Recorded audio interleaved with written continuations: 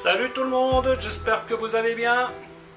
En ce qui me concerne, ça va plutôt pas mal. Alors comme d'habitude, on met les pouces, on s'abonne, on pose des questions. Les questions, j'y répondrai avec plaisir. Si vous avez envie de partager la chaîne avec des gens qui aiment cuisiner, n'hésitez surtout pas. Et un grand merci pour vos retours aussi, ça fait toujours plaisir d'avoir des retours. Surtout quand ils sont sympas. Alors aujourd'hui, je vais faire une recette expérimentale. Le jour, j'ai fait des asperges et il se trouve qu'il m'en reste. Et je me suis dit, bon, encore la saison des asperges, qu'est-ce qu'on va bien pouvoir en faire? Et je me suis dit, pourquoi ne pas faire des briques d'asperges? Ça me paraît être une bonne idée. Et je me suis dit aussi, mais qu'est-ce que je vais y mettre? Donc, j'ai des tranches de jambon, j'ai du fromage. Alors, au niveau fromage, j'ai hésité un peu, je vous avouerai, parce que je ne savais pas trop lequel utiliser. De préférence un fromage coulant. Et il se trouve que j'avais acheté ça, c'est pointe à la truffe d'été. Je ne sais pas ce que ça vaut, vous voyez, c'est encore compacté, j'ai pas goûté encore. Et je me suis dit, tiens, pourquoi est-ce que j'utiliserais pas ce fromage-là? Alors là, de but en blanc, je vous dirais, prenez un fromage fondant. Vous voyez, genre un coulommiers, ou alors du brie éventuellement, pourquoi pas un camembert. Si on voulait pousser le truc un peu Alsace, on pourrait même mettre du Munster là-dedans. Mais bon, ça risque d'être un petit peu trop puissant pour les asperges. Bon, je prends celui-là vu que je l'avais, donc je n'ai pas acheté de fromage en plus. Et donc voilà, il vous faut donc asperges, jambon, fromage, feuilles de briques. Pour monter les briques, je vais faire un beurre fondu dans lequel je mettrai un peu d'huile d'ail. Ça, c'est pour badigeonner la feuille de brique. Ça lui donnera un bon croustillant. Et en accompagnement, j'ai acheté un petit mix de salade qui m'a l'air sympa. Crudette, ils appellent ça. J'ai jamais acheté ça. Je me suis dit, bon, pour une fois que j'anticipe à peu près, parce que souvent je me lance dans des trucs. Comme là, j'ai fait des tomates farcies au thon l'autre jour. J'avais pas trop prévu de déco avec, hein, donc j'ai fait un peu avec ce que j'avais. C'est-à-dire, là, il n'y avait notamment pas grand-chose. Donc là, ce coup-ci, je vais avoir une jolie petite salade. Ça devrait faire une jolie assiette de printemps. Enfin, de printemps, oui, si on veut. Parce que les noix, c'est pas printanier. Et donc, je vais faire aussi une vinaigrette aux noix. Alors, les vinaigrettes que je fais, il y a toujours une dose de bouillon à l'intérieur. Ça allège un peu le côté huile, parce que si vous faites 3 huiles contre un vinaigre, ça donne des vinaigrettes qui sont quand même un petit peu grasses. Donc moi, ce que je fais 2 doses d'huile, une dose un petit peu plus, on va dire une dose et demie de vinaigre, et je mets une dose de bouillon. Je prends très souvent du bouillon de volaille, parce que bon, je trouve que ça donne des bonnes vinaigrettes. Mais là, comme j'ai du bouillon d'asperges, je vais utiliser mon bouillon d'asperges. Et je vais y mettre quelques petites gouttes de Maggi et de viandox, de la moutarde et bien sûr du sel et du poivre. Bon, je pense n'avoir rien oublié. Ah si, il y a encore du persil. Bon allez, je vais vous montrer comment faire tout ça. À tout de suite. Donc ce que je vais faire, je vais aromatiser mon beurre avec de l'huile aillée. Voilà, une fois que ça c'est fait, on met de côté et on n'en parle plus. Alors, on va égoutter les asperges. Si vous faites ça pour des gens, arrangez-vous pour qu'elles aient la même longueur. Ce que je vous montre aujourd'hui est un peu de l'expérimentation, hein. Ensuite, nous passons à la vinaigrette. Donc là, vous voyez, aujourd'hui, je commence avec une dose de bouillon d'asperges. Alors aujourd'hui, je vais utiliser du vinaigre de vin. Bien entendu, vous pouvez utiliser le vinaigre que vous voulez ou que vous aimez, hein. Donc là, vous voyez, en vinaigre, je vais mettre une dose plus une demi-dose. Tout simplement parce que j'aime bien quand les vinaigrettes sont bien vinaigrées. Et une petite goutte de viandox. Petite goutte de Maggi, hop, et un peu de poivre.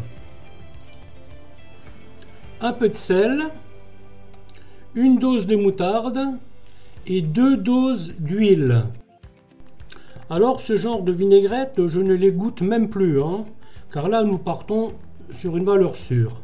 Bon, par acquis de conscience, on va goûter quand même, mais c'est franchement pas nécessaire.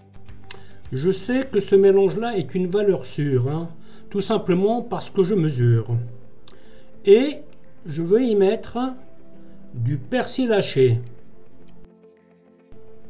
Alors si vous avez de l'huile de noix à la maison, vous pouvez en utiliser, mais je vous conseille de ne pas mettre que de l'huile de noix.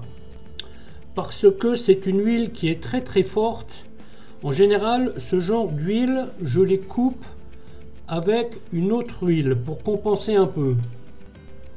Avec de l'huile de tournesol ou de l'arachide. Donc voilà. Donc ensuite, une fois que ça c'est fait, je vais mettre quelques fragments de noix. Ça tombe bien parce qu'il y en a plein qui sont cassés.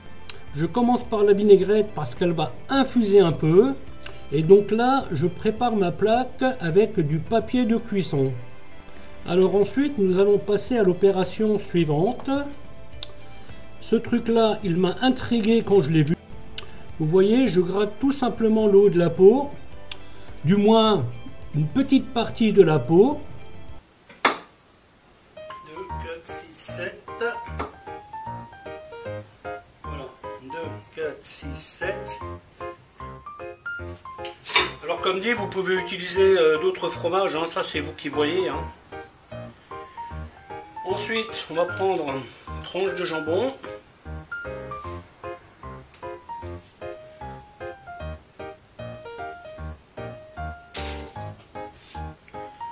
Je crois que limite je peux les laisser comme ça. Est-ce que ça va bien marcher? Vous voyez, si j'enroule comme ça, hop. Bah ouais, c'est ce que je vais faire. Écoutez, je vais laisser la tronche entière. Voilà. Alors l'avantage de faire comme ça, si vous voulez, c'est que le fromage est enfermé dans le jambon. Alors comme dit, ça va toujours couler un peu. Là c'est inévitable. Hein. Surtout si vous avez un fromage coulant. Mais en faisant comme ça, vous limitez un peu la casse.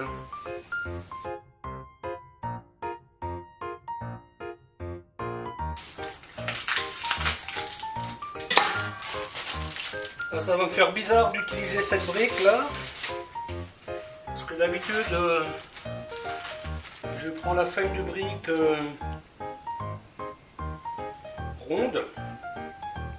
Dans les paquets verts, dans les fleurs, par contre j'en ai pas trouvé. Hein. Alors ça me paraît, théoriquement ça paraît bien d'avoir rectangle, vu que je vais faire des rectangles.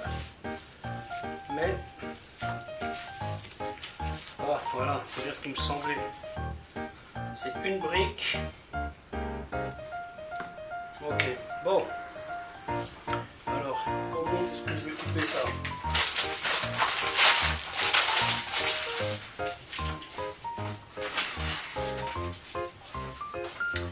Comment est-ce que je vais couper ça? Bon. On va mettre ça sur le côté. Hop.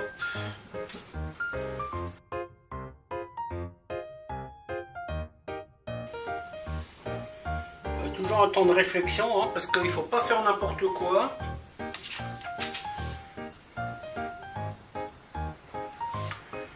Voilà, donc la largeur elle me convient.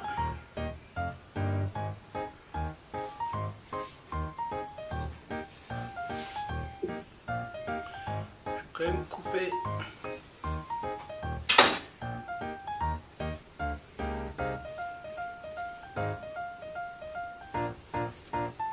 Quand même envie qu'il y ait quelques couches de briques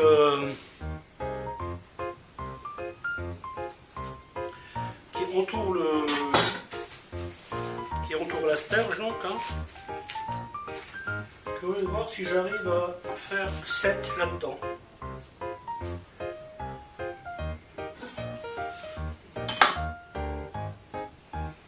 Au final, c'est pas mal en fait, hein, parce qu'avec les rondes, je pense que j'aurais été plus embêté avec les rondes, à mon avis. Hein.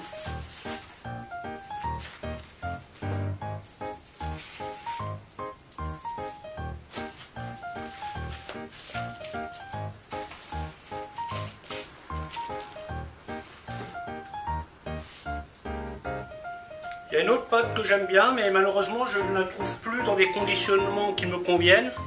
C'est la feuille de brique. Non, pas la feuille de brique, la pâte à filo. C'est une pâte que j'aime bien. Alors des fois chez les Turcs on la trouve, mais c'est juste trop en fait. La dernière fois que j'en ai acheté, j'ai eu un mal fou à la finir. Je savais plus quoi en faire. Hein. Voilà, bah écoute, apparemment ça marche bien. Là je fais 1, 2, 3, 4,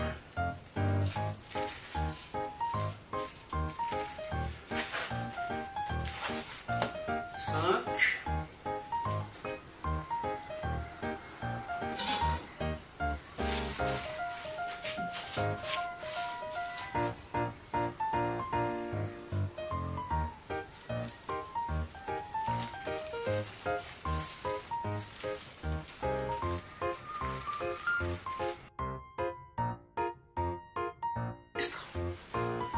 Voilà, et vous voyez là maintenant du coup je mets,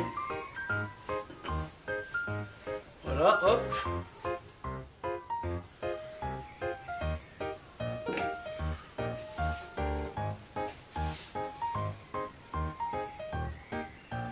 ensuite voilà,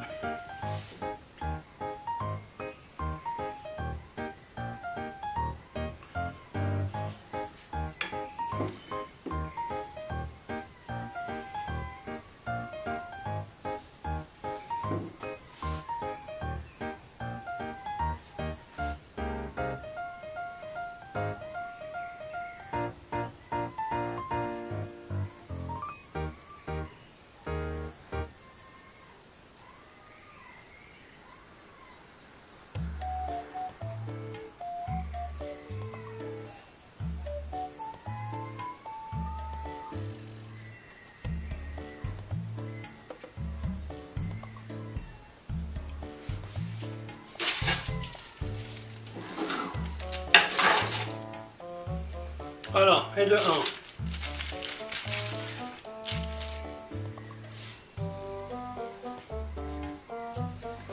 Alors, vous pouvez faire avec de l'huile d'olive hein, si vous voulez. Moi j'ai essayé de rester un peu dans le truc régional si vous voulez. Hein, donc l'huile d'olive avec ce fromage là et puis le jambon, je suis pas sûr. Après ça aurait fonctionné, hein, c'est sûr, mais bon. Toujours une question de choix. Hein.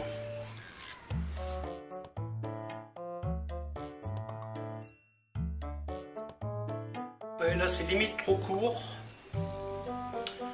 Bon, l'asperge là elle est un peu grosse. Pour ça quand vous anticipez ce truc, l'idéal c'est de choisir des asperges calibrées. Hein. Donc là j'ai pris une botte. Vous voyez, si j'avais anticipé ce plat là, je les aurais pris en vrac et j'aurais choisi. Hein. Voilà. À cru c'est pas trop mal. Donc là, comme il me reste encore un peu de beurre, je vais mettre un petit coup par-dessus, comme ça, histoire de... Voilà, il n'est pas forcément utile celui-là, hein, vu que la pâte elle est déjà imbibée, mais bon. Voilà. Par contre, faites bien attention à ne pas utiliser des plaques à trous hein, quand vous faites ça. C'est un peu la spécialité de mon fils, ça, de mettre des trucs qui coulent dans une plaque à trous. Il pense pas toujours. Parce qu'en fait, ces plaques à pizza là, j'en ai qui ont des trous et j'en ai des sans trous. Bon, si vous faites pas attention, vous avez vite fait d'utiliser la mauvaise. Voilà, hop. Voilà, tac. On colle bien. On met bien la jonction en dessous, hein, ça évite de... Voilà, la jonction elle est un peu longue, mais bon, c'est pas grave. On va laisser comme ça. Bon, là maintenant... je vais allumer mon four à 180 degrés. Je pense qu'à vue de nez, une quinzaine de minutes, ça devrait suffire. Mais bon, ça sera vraiment entre 15 et 20 minutes ou 25 grand max. Hein. Ça ne sera pas une longue cuisson. Hein. Voilà.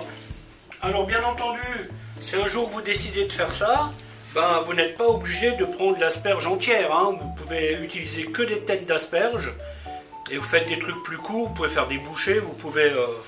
Mais bon, écoutez, on va déjà voir quel est le résultat. Et je vous montrerai ça plus tard.